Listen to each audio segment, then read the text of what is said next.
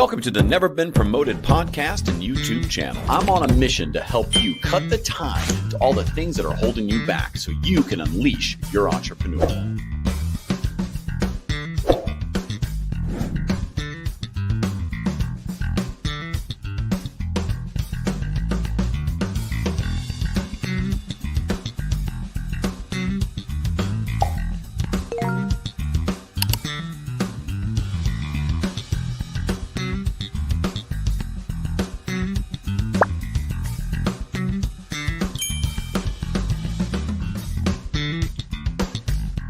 Welcome to the Never Been Promoted podcast. I am your host, and I had a little funky music. I like that. Well, my guest created that for us, or he created it, so I like that. Yeah. That's how you play a bass, folks. All right. Thanks to everyone who's listening and watching. This is the Never Been Promoted podcast YouTube channel. Our mission is really simple, right? If this is the first time here, you'll hear it. If you've heard it before, then go get a coffee. I'll be back in about 30 seconds. We are on a mission to help entrepreneurs get better at entrepreneurship. Now, one of the hardest parts of entrepreneurship is marketing. You know, if you have a perfect operations that flow perfectly, it's all automated, and man, you can sell anything, but you can't get someone to notice your products, which is marketing, you got a problem. And so today we're going to really focus on some cool stuff with full digital marketing. We're going to meet with Pari Vega. He's the CEO of Nine Digital. They are like, they do full digital marketing, but specifically we'll target some of the stuff around a converting website, how you use PPC with it, and some other aspects. Because when you can get those things together, oh man, you can get a repeatable, what would be called a capital machine, where you put $1 in and you get $3 back. You put $1 in, you can get $10 back. And if you solve that problem as an entrepreneur, you are on your way to success.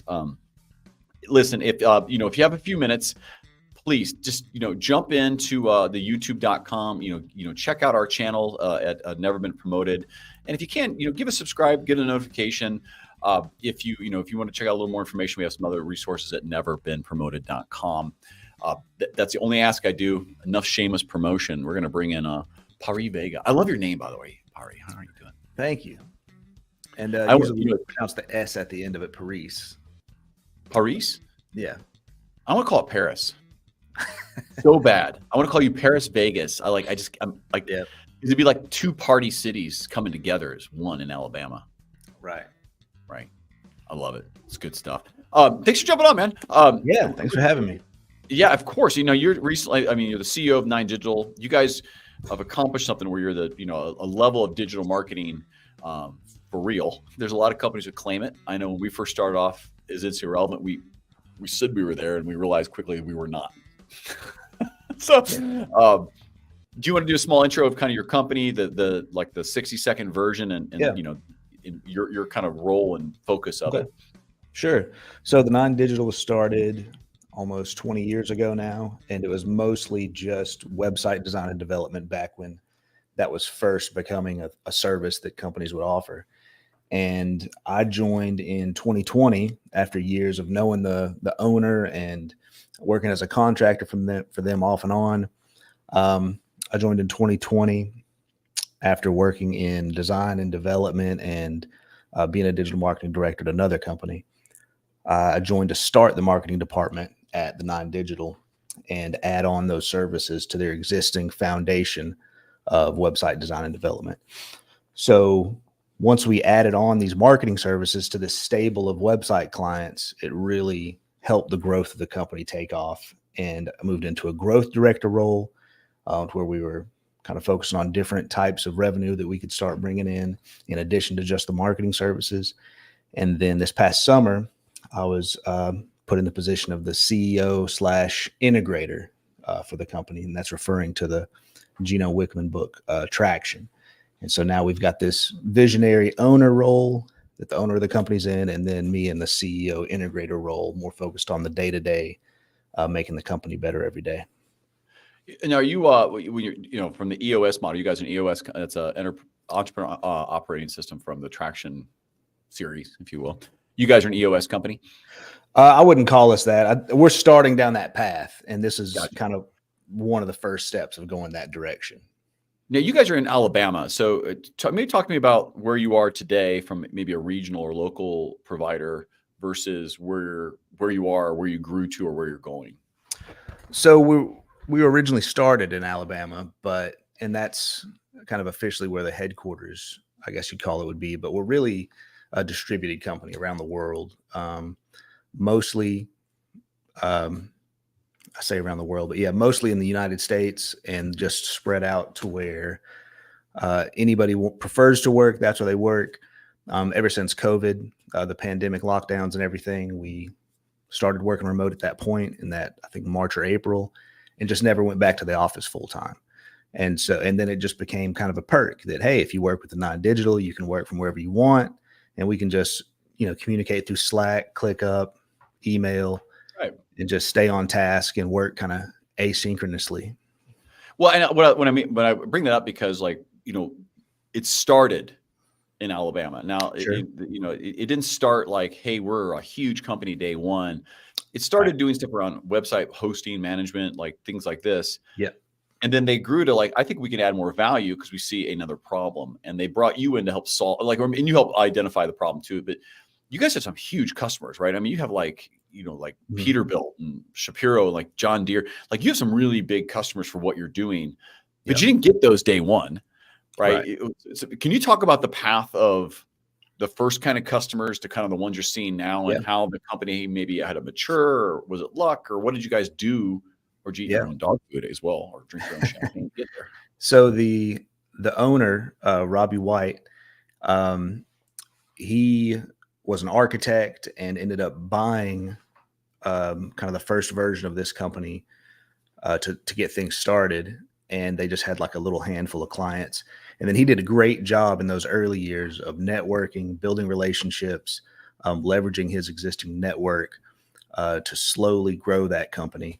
The original company, little by little. I think he's mentioned there were valuable connections he made at places like church, or just from his college relationships, and really went deep into building those relationships out and kind of that manual sales process. So even though our services are digital, there was definitely that kind of core of most entrepreneurial efforts that you have to have those relationships and just physical conversations.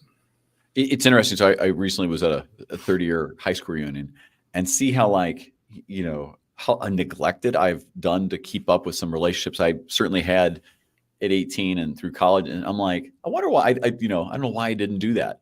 And as an entrepreneur, not that I'm going to do it for the purposes of business, but if you keep relationships and you do it with the idea of, I actually care about this person, I want to build a community, it'll really help your business.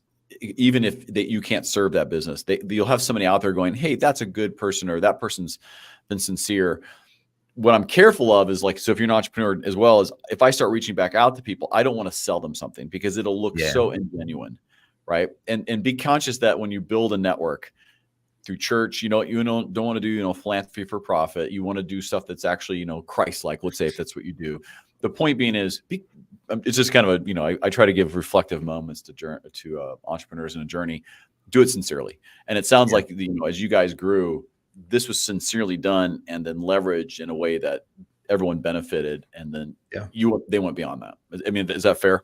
Yeah. And even now, Robbie, the owner, he's getting involved in other nonprofits and things, like joining the boards, but it's totally things that are his heart and his personal mission, like helping the homeless and doing different things in Portland, Oregon is actually where he is now. And those connections get made. And it's kind of like some advice I heard before, like when people are like looking for somebody to marry or whatever, like just run after something you're passionate about and then look beside you. Right. Because there'll be people there with you going that same direction who you have similar values with and all that. And it's kind of the same with sales in a way, or growing your network. It's like if you go after things and really contribute and be a part of things that you really care about, you're going to find like-minded people that are really easy to build relationships with. Yeah. So talk about the switch from what the company was and where it is today. What happened and how did that happen? Yeah, so that was a pretty big change on a lot of levels for the company. When I joined, I had just come off of being a part of a project where I helped kind of grow a company and started on the design and development side of that company, and then became the digital marketing director, and then it sold. And so I had a little time after that company sold to just kind of explore and experiment with some of my own personal projects, and then reconnected with Robbie at the 9, and we started doing some projects together. And that's how I became kind of got offered to start the marketing department at the 9. And I was coming from a much more intense kind of startup style environment with a whole lot of pressure. Just that extreme kind of birthing process that you have to go through to really get a business started and off the ground, that a lot of the entrepreneurs know how that is. It's kind of it's hard to avoid the grind, or that extreme grind mode of getting something started from scratch. And so I was coming from that into the 9 that was a much more established at that time company with a much different pace. And, I came in a little too hot at first, I think culturally, with the company. Yeah. It was watch that. their groove, they were, in a different mode. And so there was a lot of adjustment I had to make to kind of understand where the company was at. And then over time, though, to increase the growth and our pace of production, the company's also had to adjust, and we've improved our processes and sped up some things. And our kind of 3 main goals right now are improving our clarity, our communication, and our consistency. That's kind of 3 elements we're trying to focus on just to make the company even better. But yeah, there was definitely a transition process, adding in all these new services, having to outline all these new processes for all these services, recruiting a whole team to help execute all these services. So there was a little startup nature to the marketing department over the past few years, to where now over the past year or so, we're really getting in that groove of, okay, now we understand, here's our main services and here's our teams and our processes, and it's getting a little more mature now. Well, it's interesting. So as mature, I think this is a good reflection point, right? As mature as the company was, whenever you make some type of pivot, or pivot's the wrong word here, it's actually an additional service revenue line. Yeah. Because not so much because you're like, oh, I want to make more money, because that's going to happen if you add value. We have the ability to deliver value beyond what's in the market because you have a set of services already, or customers, or a need, or you've identified it. As you said, sometimes you got to pump the brakes coming in because you see it all, but people don't see your vision and they're stuck back over here of what you did. And I think of it as anybody who's running a company has to keep that in mind, that your vision is well as articulated as you've shown it. Sometimes people aren't fully on board right away, and sometimes just got to slow down and let everyone kind of, get in the pot and boil the frog with each other. Like you don't want to just throw them all away. Right.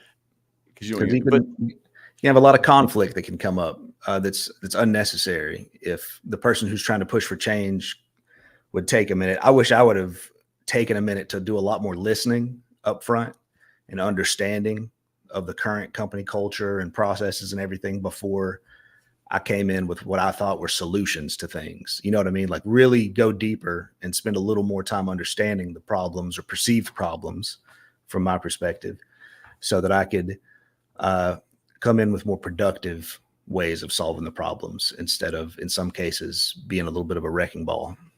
Yeah, it's fun to be a wrecking ball. I think it's a song. Is that Katy Perry? I think that's Miley Cyrus. Is it Miley Cyrus? Okay. They all the same. If you should get a picture of you on that wrecking ball, like doing the swing back, like like this, and you're like, I think that's the With point more of clothes all right. on. So, all right, let's pivot a second. I find website pay-per-click there. So, for my company, instantly relevant, right? We verify the ability of an agency to deliver their services. This specific area of website development, and then let's separate the second one of pay-per-click, advertising to drive traffic, the funneling, right? The whole thing that works together is so good agencies are always selling against a horrible experience. And it's not unprofound. It's not like unjust. It has been an area that I find has just been completely saturated with people who don't know what the hell they're doing. So I'm going to give you the floor because I know you guys know what you're doing to explain why your methodologies work and kind of where's the buyer beware, because this is listen up, people out there. This is an area you can ruin your company and burn all your dollars on off of false promises. So listen up, because this is right here is a company killer if you do it wrong or pick the wrong partner. Right. So one of the main things that I felt like I was bringing to the 9 when we were starting the marketing department is a change in perspective of what we consider a result, because a lot of marketing agencies will try to report things like impressions, views. And for certain campaigns, sure, your goal may be just to build general awareness. But for the most part, that's more for very large companies who are satisfied with just saying, yeah, we just want to be in the general atmosphere of people. I mean, that's an expensive way to spend your marketing dollars, just building general awareness. For the most part, especially entrepreneurs, you're trying to get conversions.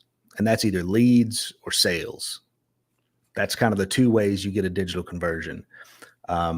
Maybe there's other actions like a download or, an app download or something like that as a conversion point. But for the most part, some form of lead, some form of a sale. And so that's how we try to measure how we measure our own performance and how we report to our clients. It's like, how did whatever service that we're offering, how did that translate into actually giving you more leads, more sales, more of the business metric that matters to you? If we measure ourselves the same way that you manage your sales and marketing efforts, then we have a better chance of being on the same page and achieving success together. Because we don't want to have that short-term pat on the back for saying, hey, look at this 1,000% increase in impressions, but no new leads or sales came in. Who cares? Yeah, well, and so when you're designing a website, the guy who pays the least pays at least once or twice, right? At least twice. And I don't mean that you can't get value from lower cost centers, let's say Philippines, India, or wherever else. But you got to take an idea that I think a lot of websites are built in reversely. So they're built with pretty first, functional, technical spec second, conversion third, with the idea that people like pretty. Some of the best converting sites look horrible, but man, they convert like crazy. So talk to me a little bit about that process, because this is where people they just keep redoing sites, not realizing they're just like they're not even in the right universe of how they're thinking about it. And I know this because I've paid for a website several times. I've been through it. Yeah. Please continue on that one, because listen up, guys. This is going to save you tens of thousands. Here we go. So just like you'd want to measure your marketing efforts by the actual trackable results that you're getting that matter to your business, you want to measure your website the same way. And if you haven't properly set up things like, conversion tracking or goal tracking in Google Analytics, to even know how your website's performing, that's something you want to do. And that's how our process is different, is because we have what we call a foundation phase for any of our clients, where we go through a deep kind of audit process up front to see where the state of your digital marketing is, including the state of your website and your goal tracking and all that kind of stuff, to see if you even know what value your website's delivering. And then you have a benchmark, and you can know, what pages are converting, which ones aren't, and you can have a sense of what needs to be improved. And we go through this audit. We call it the 9 effect, actually, when someone goes through our full audit process, and then we deliver this strategic report on, all right, here's, according to all our different heads of each of our departments, they went through and analyzed, within their expertise, that part of your company or your digital presence. And here's their insights on how you can improve. And then people can take that non-effect, that deep audit, and they can go hire another agency, a cheaper agency, or do it themselves. And that report's valuable on its own. And so, of course, we want people to choose us to help execute those strategies. Right. But that is, I think, the main thing when looking at your website. Don't just look at it as just purely a billboard, because billboards exist already, and you can, yes, get a impression and get some eye candy out there, but look at the actual trackable results you're getting from your website. How many leads, which pages convert the best, that kind of thing. Well, that's fair too. And I will tell you, like, sometimes just table stakes, have one that looks okay is good enough. And the reason is, like, for us, like, for the first 3 years, 99% of our business just came through LinkedIn. Right. And as you start expanding and growing, and you start expanding your services, the bigger companies, you got to have a little bit more meat on the website side. You need to have a little bit more, traditional. Like, you got to go beyond just the solopreneur presence, right? And this is where I think a good, like you said, strategy, website design, and then how ads tie in. So my take, I don't think you run ads until you've gotten the front end figured out. Like, meaning, like, you know who your customer is. You know what your services are. You know what the value is. I think what's your take? My take is people jump into ads way too fast and they burn money because Google will happily take it. Sure. Is that your take, or do you say no? Actually, do it, but do it differently. Like, where do ads fall as relative to building and getting a converting website? So we've built out kind of like a couple different ideal processes, and it really depends on the moment the company is in as an organization and kind of the life cycle or whatever the things that are on fire at that moment in the company's history. Because for someone who's like, hey, we need sales this month, we need more sales right now, it's like, well, you're going to be running ads then. If you're in this, tight situation where you have to generate more revenue right now, the fastest way to generate revenue is going to be probably running some kind of ads, because you're kind of forcing your way into people's vision through display ads or through the, top of search results or whatever additional exposure that you're forcing with dollars.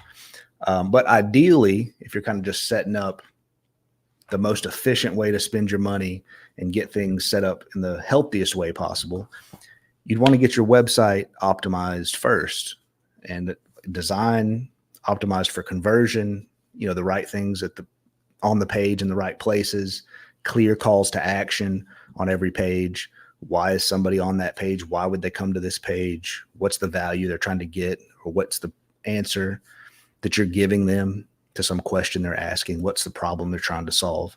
Make sure that those things are clear on every page of your site, and that there's a way for them to clearly take action to give you the result you want from them, but so that they can also get the result they're looking for. And then optimize for SEO. That's a longer term play, takes a long time to get results, especially if you're in a competitive market. But if you have a website that's optimized for conversion, great content that's linked together, optimized for SEO, then when you send ad traffic to that site, you're going to get way better results at a lower cost per click, because a higher quality website that's more established, it's easier to run ads and get results for it. Where's the on SEO specifically, right?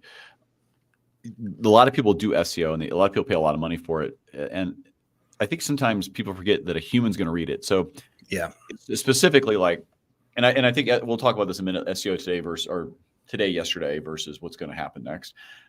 But I think in my opinion, right, when you do SEO, don't do it with the idea you're trying to trick a machine. That's not going to work in the future for sure. Yeah. A human has to read it. And specifically, it's looking to the future. When someone's doing it on mobile, it's eyes on screen time. It's going to matter. It's going to be things that you don't even know are existing. It's going to be where they touch, where they highlight stuff. And so I think there's a big shift in SEO. It's one of those other areas that people get burned on all the time. Yeah.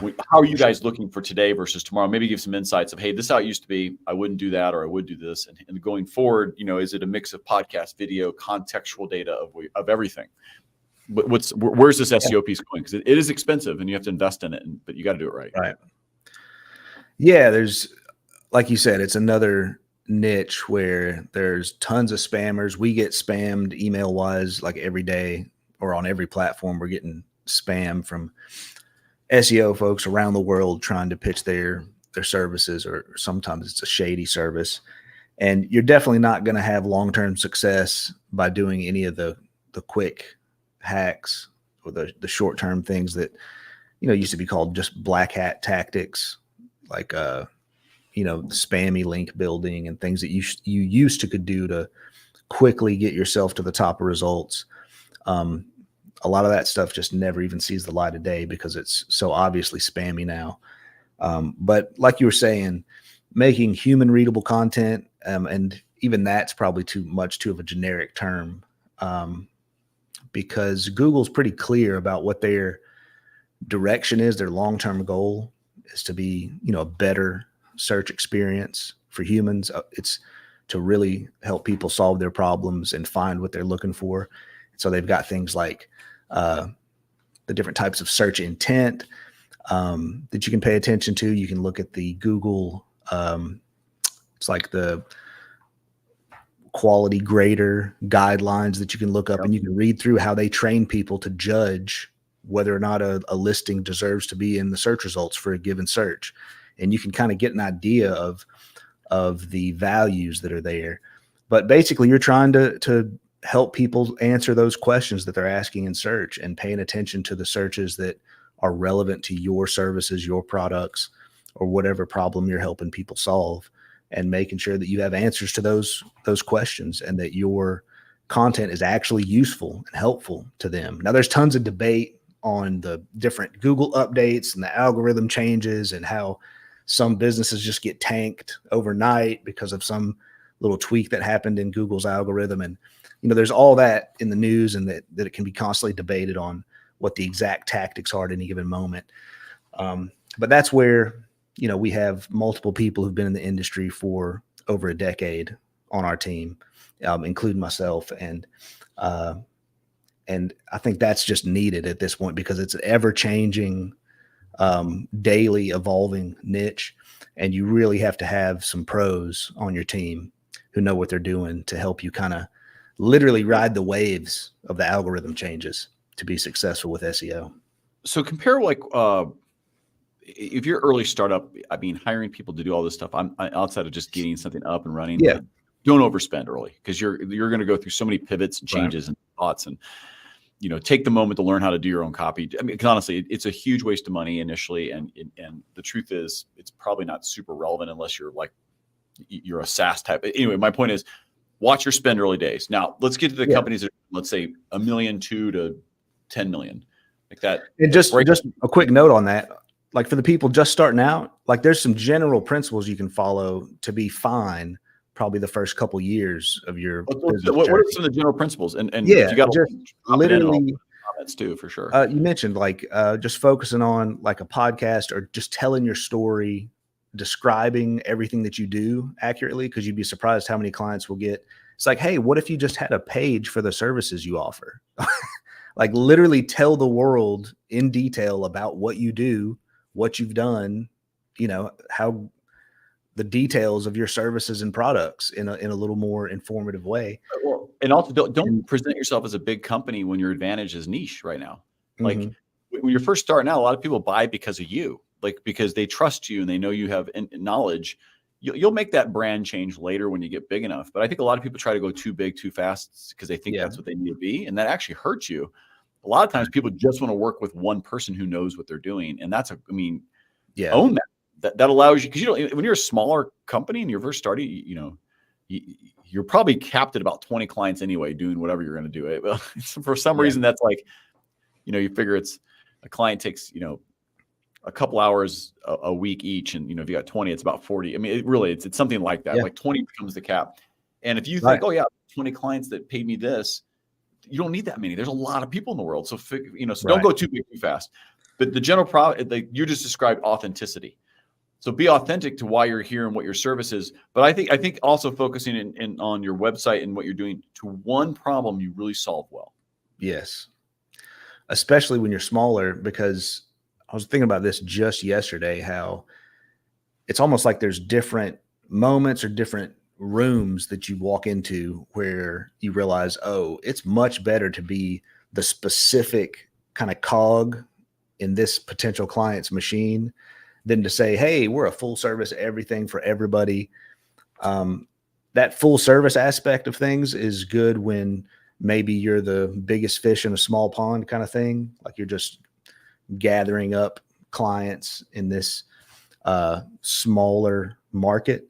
But if you're going into the broader, like trying to compete at a much bigger level for like enterprise, like corporate level folks, they've got layers and layers of teams of people who can do generally everything, but they would rather hire somebody who's amazing at this one thing that they might be weak at overall as an organization. So you're going to have a much better chance of selling to a massive client if you've got a clear, like objective advantage of working with you, something that you're a proven expert in. Much better chance of getting hired by a big company for that specific thing you're a specialist in than this generalist vibe, because they've already got that. And so in the smaller markets, for the smaller clients or smaller size companies, yeah, being a generalist is great because they just need basically a whole marketing department or a website or whatever services you offer. They need just all the help they can get. Whereas the bigger companies have plenty of generalists and they need those specialists. Well, you're 100%. So that's a myth that a lot of people don't realize, that they can actually land a big company quick, faster than they think. Because typically when you start your own company and you're starting your own things around web or whatever else, you do have experience in something. And if you've really focused your time to be super specific, they're more likely to hire you for that, because they're like, you're going to solve a very specific problem for them. Yeah. Just, let me be conscious of time here just a bit. Who generally do you guys at Nine Digital want to work with? How do you want them to get a hold of you? Just because I want to make sure that people know, like, hey, I want to talk to this guy. Who do you work with best? Who's your niche that you like? If you are this, give me a call. Yeah. So at this point, we really are trying to work most with companies that make roughly around 10 million a year and up, revenue wise. And we've been focusing more on the manufacturing industrial industry lately. We felt like that we were kind of uniquely qualified to help fill a gap there for those type of companies. It seems like some of those companies can be a little slower to adopt some of the kind of modern services that are available to leverage the latest technology, because they're just bigger, slower moving companies in general sometimes. And so we've been able to come alongside several manufacturing companies here in the past couple of years and help them get better results from their websites and their marketing. But over the years, obviously we've got a large portfolio and only a tiny fraction is on our website. But, we've got a few hundred website clients that are, hosting their websites through us, and lots of different marketing clients across a variety of industries. We work with a lot of colleges and real estate related companies, lawyers. So we've got a wide variety of clients that we work with, but we are focusing more on the industrial clients. And then, of course, anybody of the right size who really wants trackable results instead of the vanity metrics that they've been fed by other agencies. Yeah, that's great. And a bigger company can certainly benefit from a team that can really know what they're doing here for sure. If there was one question I should have asked you today, what would that question have been? One question you should have asked me. I don't know how to answer that one. I love that question, because what it is, if there was something that was top of mind that I didn't ask you, I wish he would have said that. What would that? That's a different way to ask it. What would that have been? Gotcha.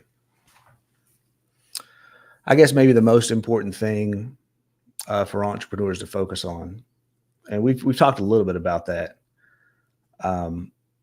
but I've got a little bit of an answer to that.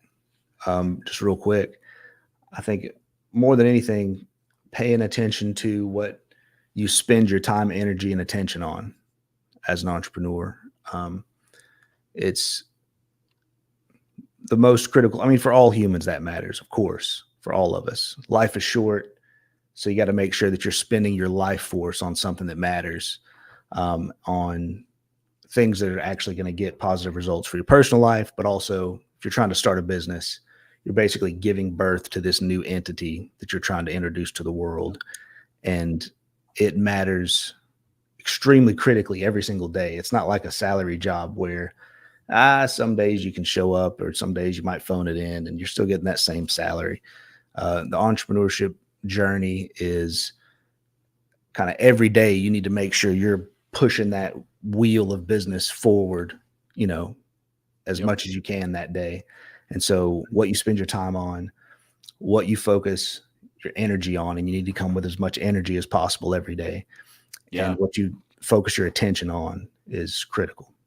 I find I struggle with that for sure, where some days I know I want to phone it in. It's kind of how this podcast book got written. I was like, I want to do something different. And then I'm like, now I actually created a bigger animal, but I'm glad I did because it's relying. But I do know that feeling that in some days, if you feel like you need a day off, what I'd say is don't be in between. And, so if you're like, man, I'm phoning in, just go just cancel everything because you can, because the world will go on. And just tell people, hey, listen, I have a personal challenge today. People will understand. And just go for a walk. Go do something completely different. Because the truth is, it won't recharge your battery. You need to phone it in. It'll make it worse because then you feel like you got worse. If you actually take a minute to go walk, you'll probably have one epiphany while you're walking of, for the rest of the week, I'm going to just go work on the website homepage, section 3 copy. And if I get it done by Wednesday, I'm gonna go then do section 4 and just break it down super small. Like that is a win because otherwise you wouldn't have gotten it done. Something like that. The point being is, if you don't take those kind of very tactical times and know that sometimes you just got to back off and it's okay to let go of the accelerator once in a while. I know I've struggled with that. It's like, man, I really want to.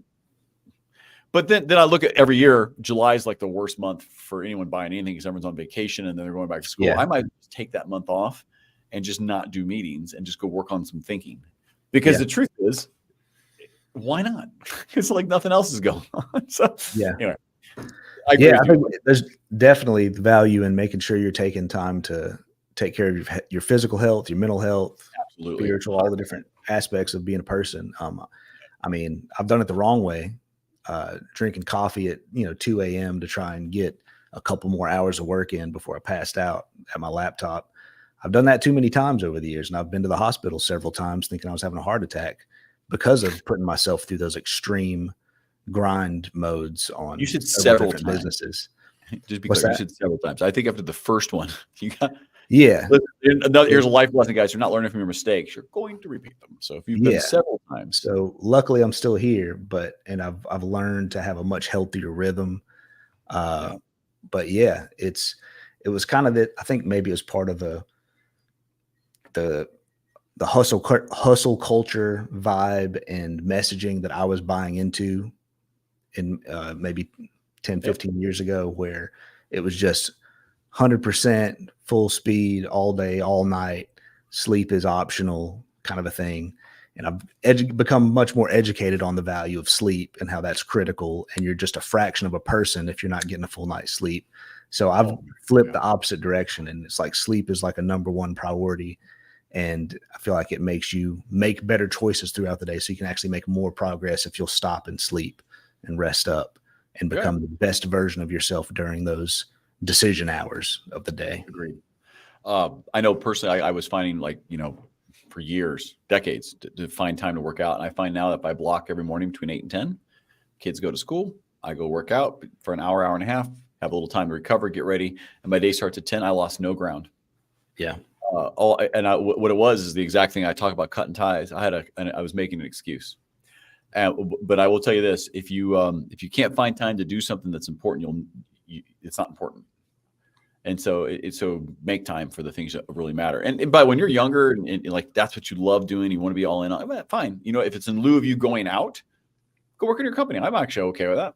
But take some time to break, get some wellness in, go work out, develop your friendships. Don't forget but if you're trading, hey, I can go out drinking, or I can go work 4 hours in my company. I'm actually saying, like, listen, go have some social time, maybe for an hour of it. But hey, listen, I'm gonna cut out and go leave.